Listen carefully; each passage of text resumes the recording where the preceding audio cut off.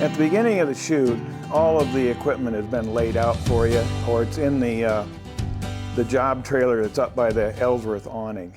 So the voice release microphones like these will already be out there, set up, ready to go for you guys to use. What your referee will have control of, some people call it the pickle, but I call it the remote control.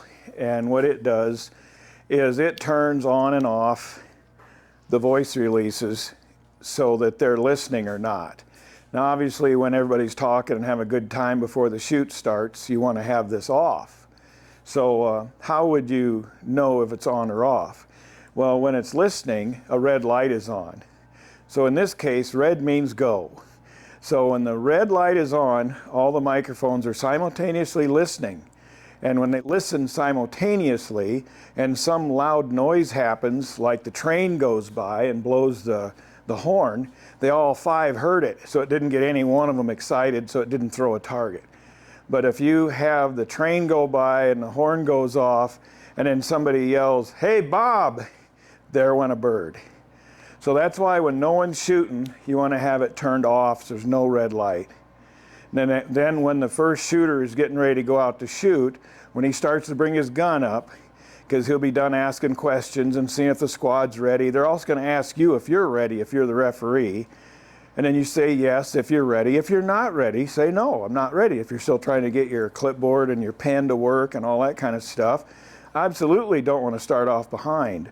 So if you're really ready, give him the nod, and he's going to want to see a target. So you hit the red button.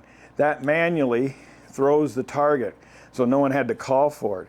But when he or she starts to bring the gun up, turn it on, you got a red light, and that'll start listening and throw the targets. So that's kind of like cruise control till it's the first change. Now, if you've stopped shooting and you've left this on, it'll go silent after a couple minutes, and you have to turn it off, turn it on, turn it off, turn it on, or do it till you get a red light, and then it'll start listening again. But this stuff is all set up for you. The microphones are out there. And right now, this microphone is in the wound up position. It was wound up by winding in full arm's length. I can show you what that's like. The way I do it's like this. I hold it in one hand and just keep winding it in full arms.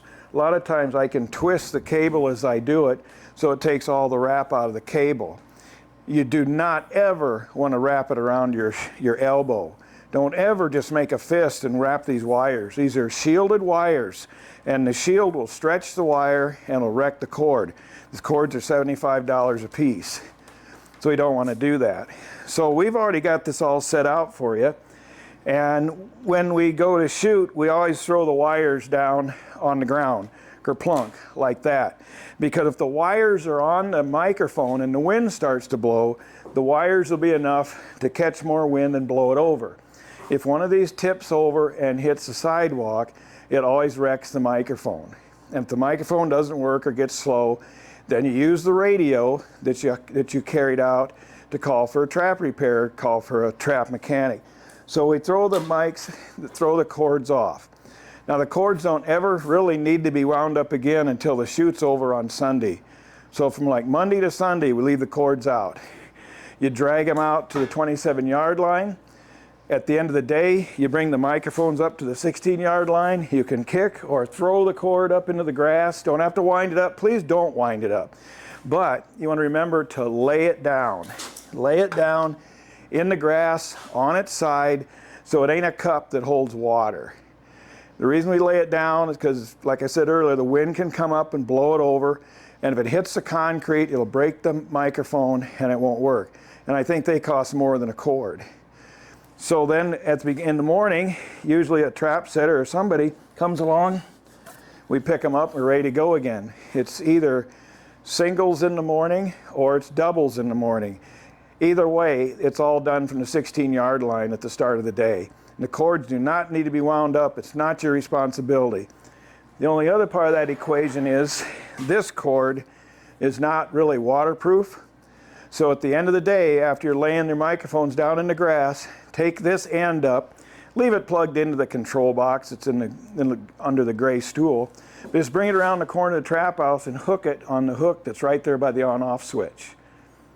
And that's getting us ready for the next day, because before you come out, we're going to set the targets. And so the trap setter or the trap repair guy, he'll use this to throw birds out of the machine to try to hit the stake to make sure the birds are flying fair for everybody. Then when they're done setting, we bring the cord back to your chair so it's there for you to use. And that makes it so we can look down the line and we can tell if we've set the trap or not, because the cord is on the way back.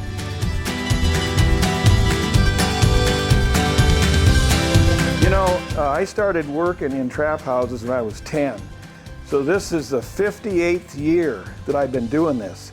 And everything I'm telling you is accumulated over all those years to be the best and the easiest way to do it for everybody.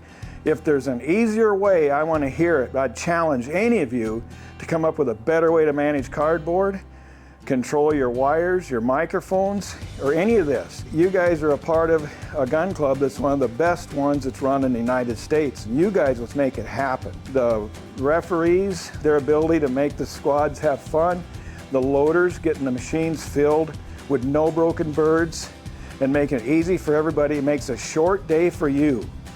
The Ellsworth is still going to get the money for their athletic divisions, but your day becomes easier. So it's like the persistence of will to do this right.